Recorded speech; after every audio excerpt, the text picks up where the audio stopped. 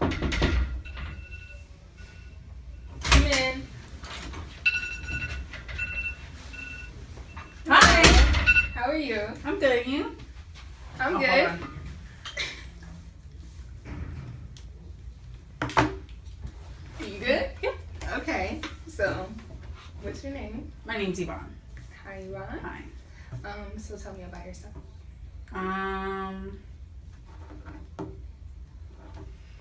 Well, I go to Kane. I'm a student. I work. Yeah. I go home. That's about it. Okay. I walked into the room not paying attention to the interviewer. Not shaking hands left a bad first impression. So, on an average day, is your focus on the results and tasks or people and emotions?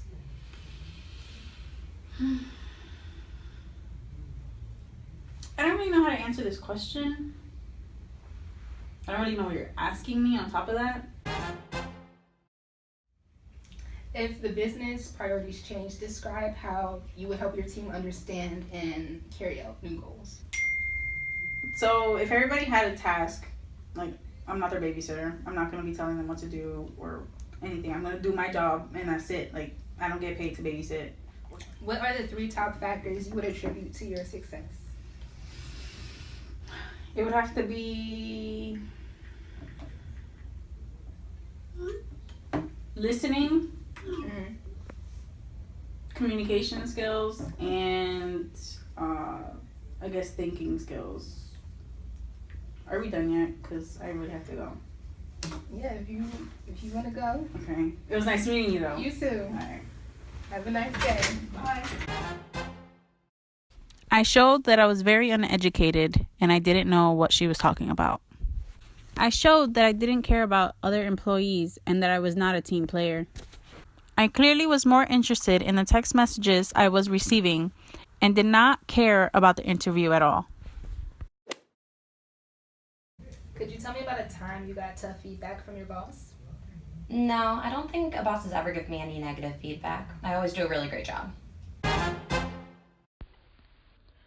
I came across as arrogant or way too sure of myself when I couldn't think of a single thing that I needed to improve on. Did you build any long-lasting friendships at your last job? I don't really build long-lasting friendships at any of my jobs, but I actually dated this guy from my last job, and we dated for a really long time, 6 months. I was way too eager to complain about a coworker.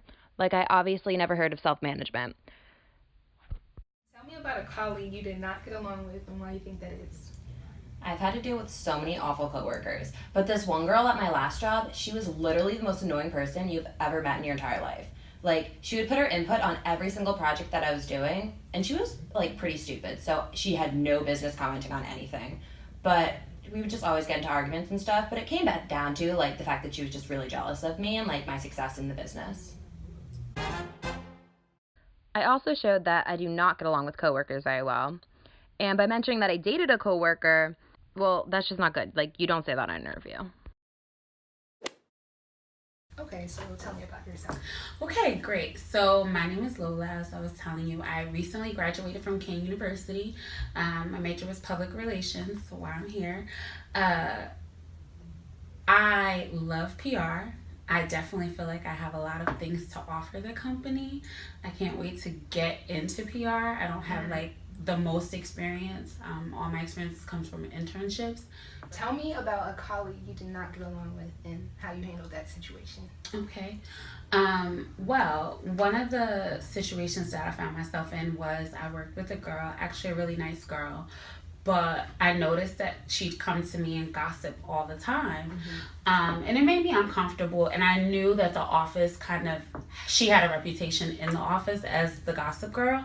So I didn't want to be affiliated with that, obviously. So I kind of just one day when she was coming to me, I said, hey, I just need to talk to you.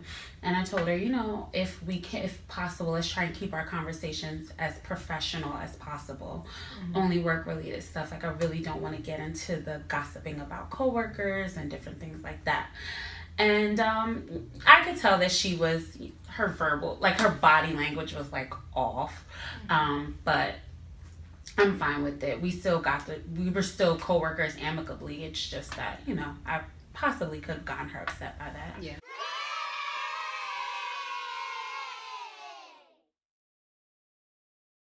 Yeah, okay.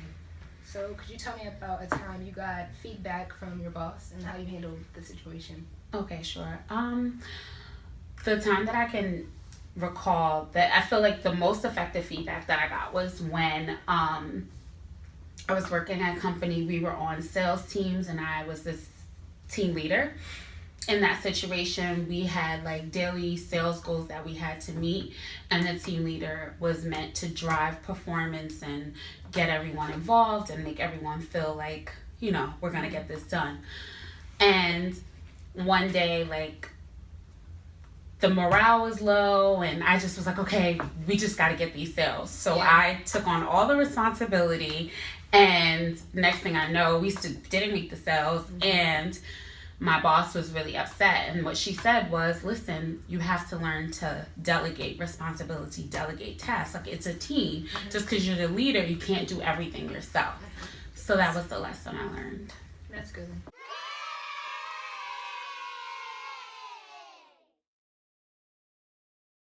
As well. Okay, so on an average day, is your main focus on results and tasks or people and emotions?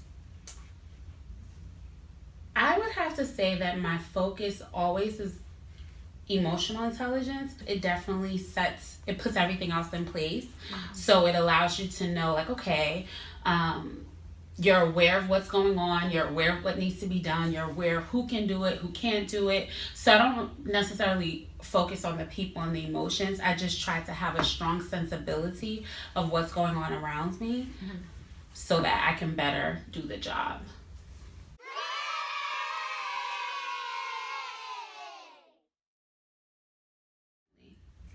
So if the business priority changed for some reason, describe how you would help your team understand them and carry out new goals. Well, goals always change, so it's a good thing when a company changes goals. It means that they've achieved some, or maybe they found that it wasn't, the goals weren't appropriate. So I think as long as you know what goals the company has, you set it forth, you let everyone know, and you form ways of how we're all going to achieve this goal. And that also comes from, honestly, emotional intelligence, being aware, understanding who can do what, why can't they do it if they can't, and things like that. So definitely, yeah.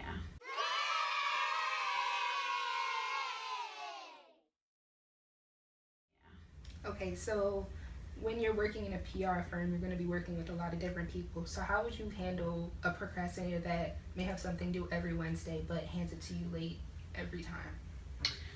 Great question.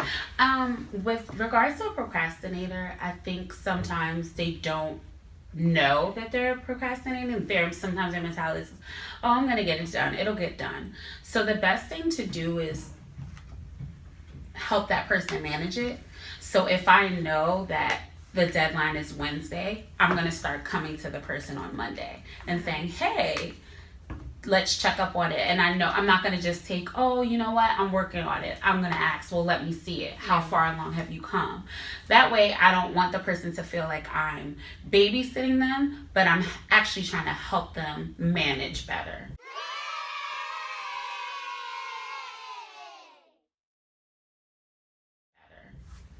Who inspires you and why? I would have to say my parents. They're very hardworking, goal-oriented. They definitely show me the definition of like working hard to achieve whatever it is that you want. So yeah, definitely my parents.